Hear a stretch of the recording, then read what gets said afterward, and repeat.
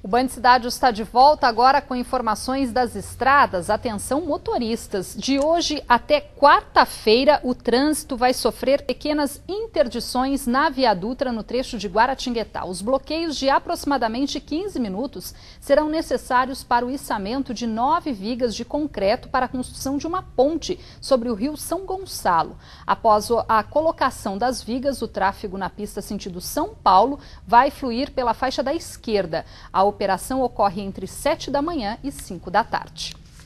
Após 18 dias, os bancos privados suspenderam hoje a greve. Já nos bancos públicos, a paralisação continua. O fim do movimento ainda será discutido em assembleias nos sindicatos dos bancários, marcada para 7 da noite de hoje. Mas a expectativa é que os serviços sejam normalizados em todas as agências a partir de amanhã. Na última sexta-feira, representantes dos trabalhadores e a FENABAN, a Federação Nacional dos Bancos, chegaram a um acordo para encerrar o movimento. A proposta prevê reajuste salarial de 9%, que inclui a inflação dos últimos 12 meses até setembro, mais 1,5% de aumento real, além de outras melhorias financeiras. Os banqueiros também concordaram em não descontar os dias parados, que serão compensados com 2 horas extras por dia até 15 de dezembro. Os bancos também assumiram um compromisso informal de ampliar o número de vagas nas agências. Só na Caixa Econômica Federal foi prometido 5.000 novas contratações. A orientação do Comando Nacional dos Banqueiros é que os sindicatos aceitem a proposta e que o atendimento nas agências recomece já nesta terça-feira. A semana começou com chuva e essa deve ser a previsão até amanhã. Confira os detalhes no mapa. A segunda-feira segue com tempo fechado e chuviscos a qualquer hora do dia em todo o Vale do Paraíba. A grande umidade é provocada pelos ventos que sopram do mar. A temperatura ao longo do dia não se eleva muito e chega aos 16 graus em Campos do Jordão, 19 em Cunha, 21 em São José dos Campos. Em Ubatuba faz 23 graus. Voltamos a falar do julgamento que acontece hoje em Taubaté. Depois de 25 anos tramitando na Justiça, começou esta manhã o júri popular dos médicos, acusados de retirar rins de pacientes considerados vivos na década de 80. O caso Calume, como ficou conhecido, ganhou repercussão até internacional. Na década de 80, eles foram precursores em um programa de transplantes no extinto Hospital Santa Isabel, onde atualmente funciona um hospital regional em Taubaté. A cidade era a 5ª do país a desenvolver tecnologia para a retirada de órgãos. Em 1986, os médicos, que também eram professores da Unital, foram acusados de integrar um suposto esquema de tráfico de órgãos. As denúncias, que nunca foram provadas, são sustentadas até hoje pelo médico Roosevelt de Sá Calume, na época diretor do curso de medicina da universidade. Taubaté tinha uma vocação grande para ser doadora de órgãos, porque aqui tinha uma Dutra, onde tinha muito acidente, e tinha uma universidade. E o que se faz em nome de uma universidade nunca é questionado. Esses rins eram todos transplantados, ou foram transplantados, em pacientes de poder aquisitivo muito alto. Ainda segundo o médico, a própria universidade tentou abafar o caso na época. Por isso, ele decidiu procurar o Conselho Regional de Medicina.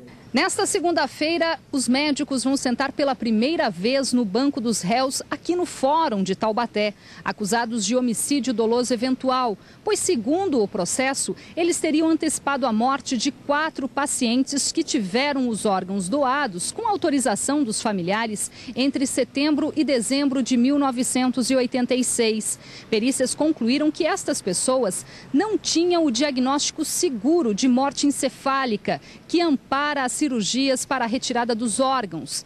Ao todo, 17 testemunhas foram convocadas para o júri popular, que pode durar até 4 dias. Pelo mesmo crime, também foi denunciado o médico Antônio Aurélio de Carvalho de Monteiro, que morreu no início do ano. Desde a confirmação do júri, o trabalho da defesa é intenso. São pilhas e pilhas de documentos que concentram também muitas provas a favor dos médicos. A acusação tem o ônus da prova.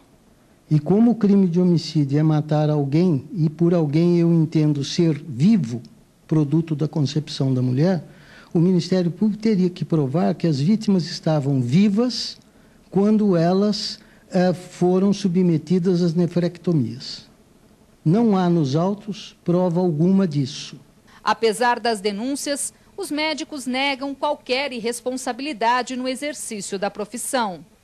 Quem tinha direito de ter acesso aos prontuários depois que isso caiu na mídia e foi encaminhado para o CRM, não teve acesso.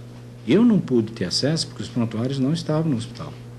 O Dr. Rui Sacramento não pôde ter acesso porque não estavam no hospital. E nós tínhamos direito de ter acesso porque éramos médicos atuantes. As únicas pessoas que não tiveram acesso aos pacientes, que não cuidaram dos pacientes, essas sim tiveram acesso aos prontuários. E essas foram as que fizeram a denúncia. Para que esse paciente chegasse a ser um doador de órgãos, para que esse morto com morte encefálica fosse doador de órgãos, todos os pacientes foram vítimas ou de acidentes muito graves, acidentes físicos ou vasculares, né? Um derrame ou um traumatismo craniano grave. E todos eles estavam internados numa UTI, sob cuidados de uma equipe de intensivistas que acompanhava diariamente, hora a hora, minuto a minuto, o que estava se passando por monitores e por exame direto. São 5 equipes que fazem essa constatação, o que causa grande estranheza para todos nós, é o vulto que isso tomou, portanto, por conta da denúncia ter sido feita por um único médico que nunca viu nenhum desses casos. Eu era médico plantonista, neurocirurgião plantonista. Então, o médico intensivista, depois de ter feito o diagnóstico de morte encefálica, nos convocava para confirmar, através de um exame neurológico clínico, e, se necessário, um exame complementar, ou suplementar, como nós chamamos na época. Entre as testemunhas, um dos depoimentos mais polêmicos deve ser da técnica de enfermagem Rita Maria Pereira. Na época, ela afirmou ter presenciado a agonia de um paciente durante a cirurgia de retirada do rim e que a morte da vítima teria sido provocada por um dos cirurgiões. O doutor Pedro Henrique, o que ele fez, né, depois que tiraram os 2 rins do paciente, ele pegou o bisturi e furou o peito do paciente e o paciente parou de se movimentar. Essa pessoa, novamente, eu espero que ela esteja lá no júri, que ela dê a sua testemunha e que ela comprove, primeiro, que ela esteve no centro cirúrgico, que não há comprovação nenhuma que essa pessoa esteve no centro cirúrgico, nenhuma. Eu estava na sala de cirurgia, sim, e eu nunca vi essa senhora, nem sei quem ela é.